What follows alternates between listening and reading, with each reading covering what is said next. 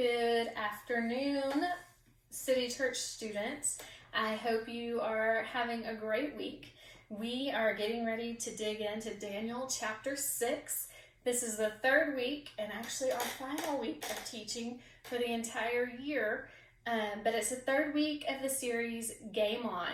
So we heard from Mr. Kent a couple weeks ago about how our faith grows when we apply the Word of God to our life. And we heard from Miss Jessica and her awesome girls last week about Daniel interpreting the king's dreams. And now we're going to take a look at Daniel 6.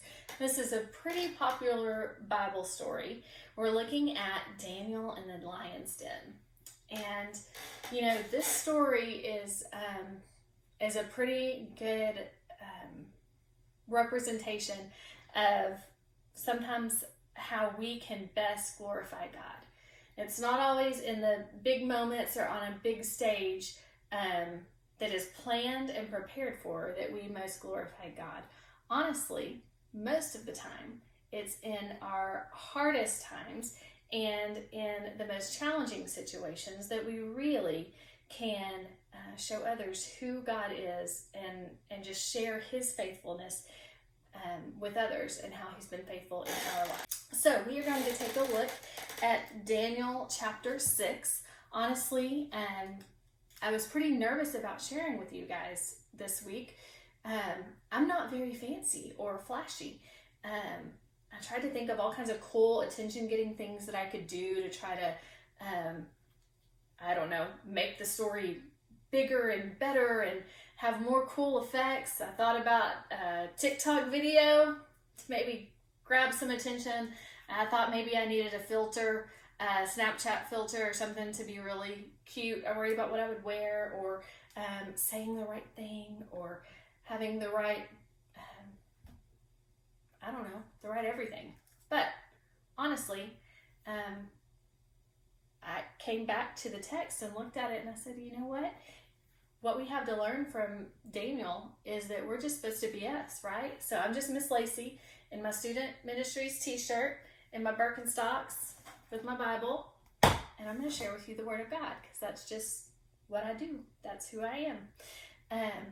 So we come to Daniel in chapter 6 here. We're looking at how Daniel has earned the favor of the king by interpreting the dream, but now the Babylonians have been taken over by Persia, and now they have a totally new king. So here Daniel is just doing Daniel, being himself, and he's started to actually prove himself capable to even the new king. Chapter 6 verse 3 says that Daniel soon proved himself more capable than all the other administrators and high officers. Because of Daniel's great ability, the king made plans to place him over the entire empire. So when this happened, some of the other officials and administrators started to get a little jealous. So what did they do? Haters start hating and they try to get in the way. So here we go. They go to the king and they say, we think maybe we need a new law that says people are only allowed to pray to you. Now, the king thought, that sounds like a good idea. I think I like that. We're going to go ahead and sign that into law. And in that moment, Daniel had a choice to make. He had to figure out, am I still going to pray and be who God has called me to be and do what God has told me to do? Or am I going to change, cave to the pressure of the world around me to do something different? Now, honestly, I think we've all been in situations where the approval of the people around us was a little too much for us to handle, and we ended up not being who God created us to be. We ended up trying to gain their approval instead of God's. And thankfully, in this situation, that's not what Daniel did. Daniel just kept being Daniel and doing exactly what he knew he was supposed to do. He went home and prayed, just like he always had.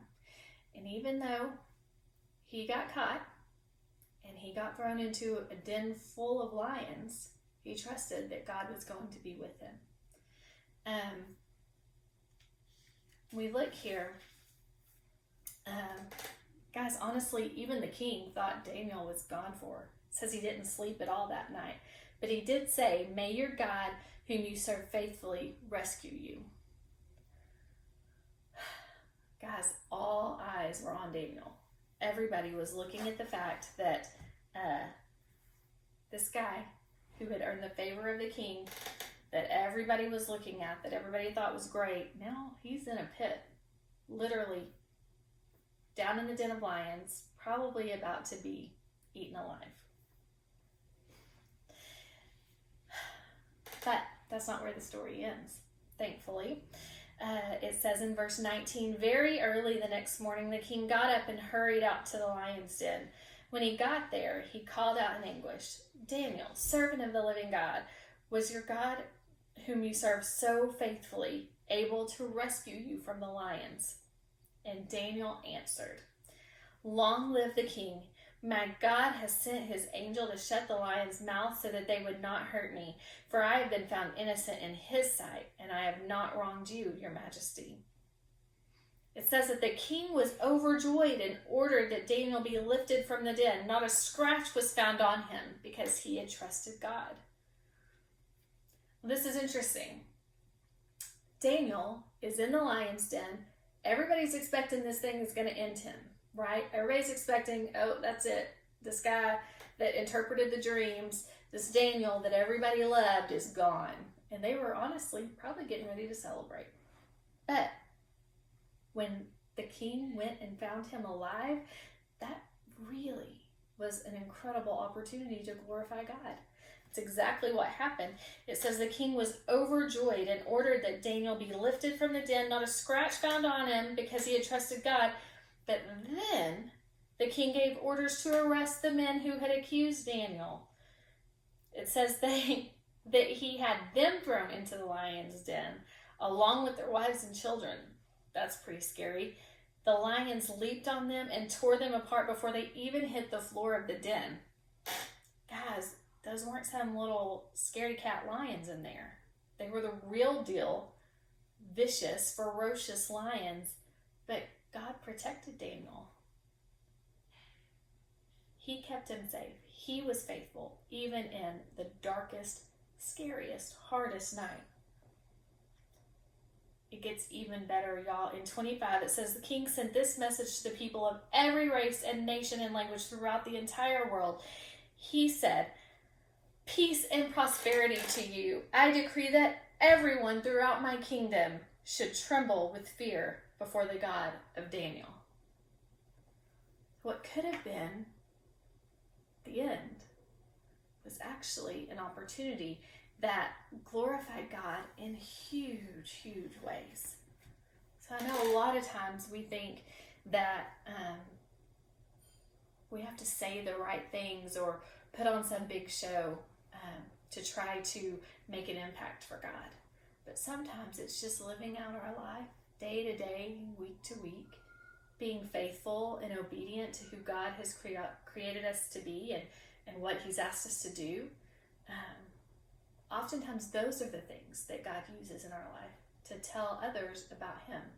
We really can learn a lot from this story from Daniel. But the biggest takeaway is that really it's our walk that does the talking. It's not the big moments where we think we have an audience. It's not all the other things we do to try to put forward this beautiful picture of a polished and put together life for God. It's trusting him and walking faithfully with him through even the really hard things in our life. Those are the things that can show others the most about who God is and how much he loves them. Guys, middle school is hard, and sometimes there's a price to pay for just doing the right thing and obeying God no matter what. And I want to encourage you guys to do that. Stand strong in your faith, and let him use that. Let him use you to be that example, to be that light, to show others his faithfulness and his goodness. It can be really easy to fall into the trap of trying to win the approval of others. be worried more about what the world around us says than what the God above us has told us to do. And I just want to encourage you guys, stand out for the right reasons, stand out as someone who walks the walk and doesn't just talk the talk.